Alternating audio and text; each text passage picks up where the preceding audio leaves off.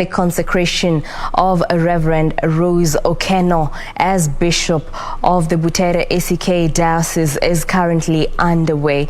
Now, our reporter Simon Ochola has been manning the ground. So, Simon, kindly bring us to speed.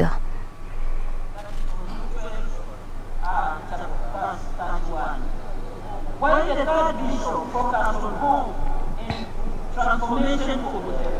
Good afternoon to you, Jacqueline Wambiru.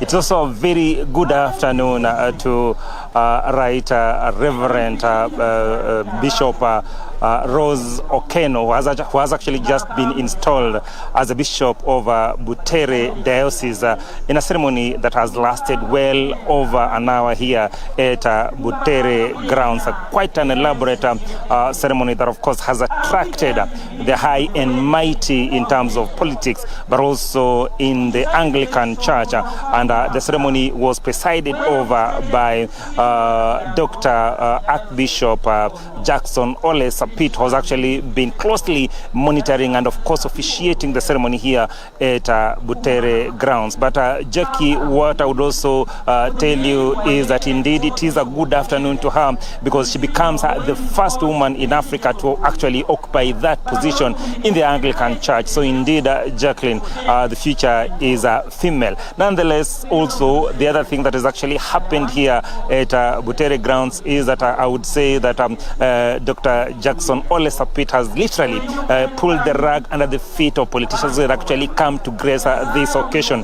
Now, Jackie, you know what usually happens is that when politicians grace such occasions, they not only come to actually witness the occasion, but also would use that platform in terms of spreading what they would want the masses to listen to. And today, Jackson Ole Sapit has just said that no one is going to be allowed to do politics in the Anglican Church. He says this is to ensure that the church remains the place of worship and not a political ground. And he says, starting from today henceforth, the Anglican Church will not allow anyone to stand on the podium and actually propagate politics.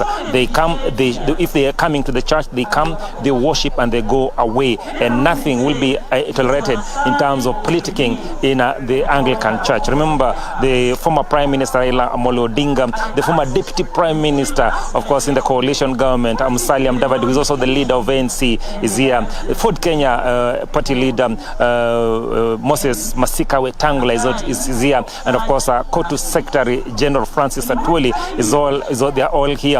And I can assure you, Jacqueline, that they started coming in at around 10 a.m. in the morning, and you could feel the tension amongst their supporters and also amongst their leaders. Remember, the two factions that is actually led by Musalia Mudavadi and, of course, joined by Moses Masika Wetangula, and the other one, of course, being supported by Raila Amolo Odinga, who is also very close to KOTU Secretary General Francis Atwoli, have been pulling in different directions in terms of politics, though they have actually been calling on each other, quoting each other secretly, but also pulling in different directions in terms of politics. And them meeting here today would have provided a good platform for the two teams, one to either sell their policies to the masses, but also try and woo each other in terms of coming in their coalition or political outfits. So that is an opportunity that actually been lost, if you may put it that way. But nonetheless, they are actually here. And Jackie, as I was saying, is that when they were coming in, you could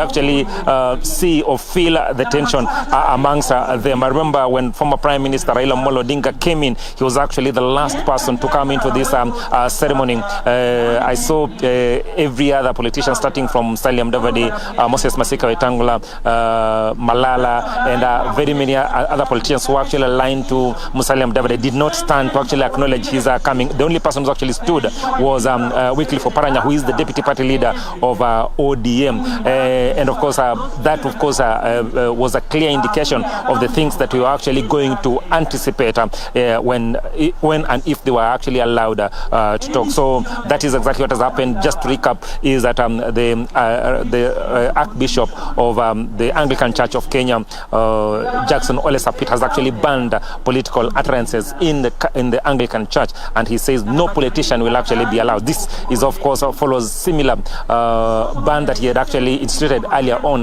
that actually say that no offertory that are actually made by the politicians will be announced in church. So he says this will continue until such a time that the church will actually be sanitized over politics in this country. Back to you, Jacqueline.